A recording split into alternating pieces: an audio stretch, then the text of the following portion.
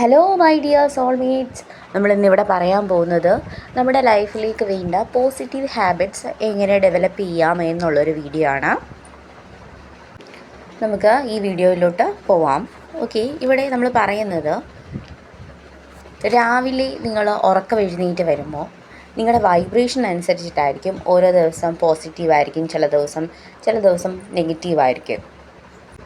നിങ്ങളുടെ വൈബ്രേഷൻസ് കൂടുതൽ പോസിറ്റീവായിട്ട് ഇരിക്കാൻ വേണ്ടിയിട്ട് ഡെയിലി ചെയ്യാവുന്ന കുറച്ച് ഹാബിറ്റ്സിനെ പറ്റിയാണ് നമ്മളിവിടെ ഡിസ്കസ് ചെയ്യുന്നത്. രാവിലെ എഴുന്നേൽക്കുമ്പോൾ തന്നെ ബെഡിലിരുന്നു കൊണ്ട് തന്നെ നമുക്ക് എന്തെങ്കിലും ഒരു മന്ത്രം ജപിക്കാവുന്നതാണ്.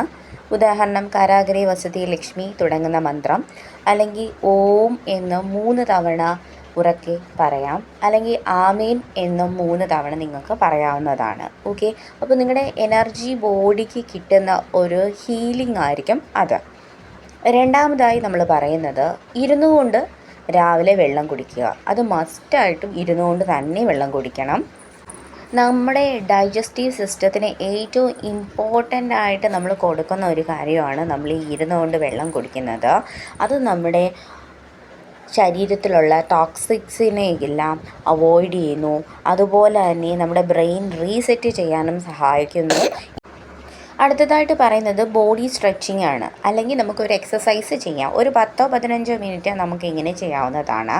ഈ നമ്മൾ ബോഡിയിൽ എക്സസൈസ് ചെയ്യുന്ന സമയത്ത് നമ്മുടെ ബ്ലഡ് സർക്കുലേഷൻസ് കൂടുകയാണ് ചെയ്യുന്നത്. ഓക്കെ, നമ്മുടെ നാഡീവ്യൂഹം ആക്ടിവേറ്റ് ആവുന്ന സമയമാണ്. സോ ആ സമയത്ത് നമുക്ക് ഇങ്ങനെ രാവിലെ ഇങ്ങനെ നമുക്ക് ഒരു എക്സസൈസ് ചെയ്യുന്നത് കൊണ്ട് നമ്മുടെ ബോഡിയിൽ കുറേ മാറ്റങ്ങൾ നമുക്ക് വരുത്താൻ സാധിക്കുന്നതായിരിക്കും.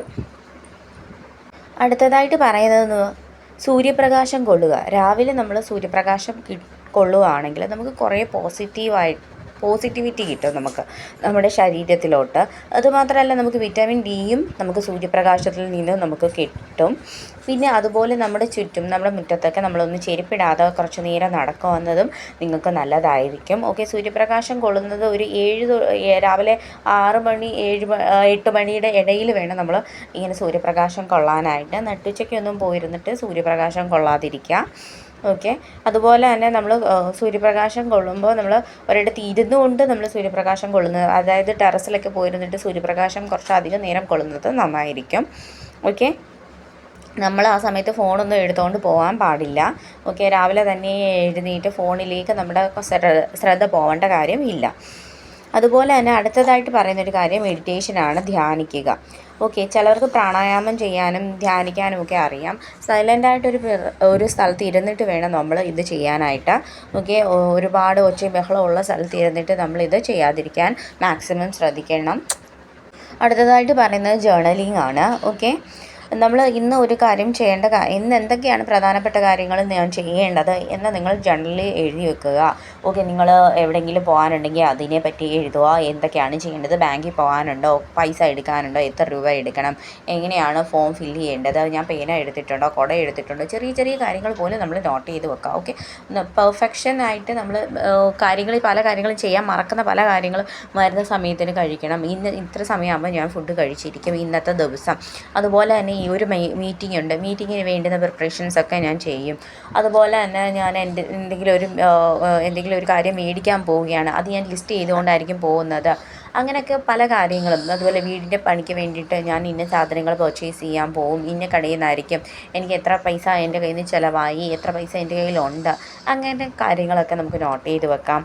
അടുത്തതായിട്ട് നമ്മൾ എഴുതേണ്ടത്, നമുക്കൊരു ഡിസയർ ഉണ്ടായിരിക്കും, അതിനെപ്പറ്റി എഴുതുക. അതിനുവേണ്ടി ഞാൻ എന്നാണ്, ഏത് വർഷമാണ് ഞാനത് സ്റ്റാർട്ട് ചെയ്തത്, 2017 2020 ഏത് വർഷമാണ് ഞാനതിന് വേണ്ടിയിട്ട് പ്രയത്നിക്കാൻ തുടങ്ങിയത്, വീട് പണി ഞാൻ ഇന്ന് സ്റ്റാർട്ട് ചെയ്തു, എനിക്കത് തീരും, ഞാൻ എത്രത്തോളം കടം വരുത്തി വെച്ചിട്ടുണ്ട്, ഞാൻ ഈ വീടിന് വേണ്ടിയിട്ട് ഞാൻ എന്തൊക്കെ കാര്യങ്ങളാണ് ഇനി ചെയ്യേണ്ടത്, ഇൻറ്റീരിയർ ചെയ്തോ, ഞാൻ പെയിൻ്റ് അടിച്ചോ, ഞാൻ വീടിന് തറയിട്ടോ, ഇനി എൻ്റെ കയ്യിൽ എത്ര പൈസ ഉണ്ട്, എൻ്റെ കപ്പാസിറ്റിക്ക് അനുസരിച്ച് എനിക്ക് എത്ര നാളുകൊണ്ട് ഇത് ചെയ്ത് തീർക്കാൻ പറ്റും എന്നൊക്കെ ഉള്ള കാര്യങ്ങൾ നമുക്ക് ജേർണലിൽ എഴുതി വെക്കാവുന്നതാണ്. അപ്പോൾ അത് നമുക്കൊരു അവയർനെസ് ആയിരിക്കും, എൻ്റെ ലൈഫിനെ പറ്റി, നിങ്ങളുടെ ജീവിതത്തിനെ പറ്റിയുള്ളത്.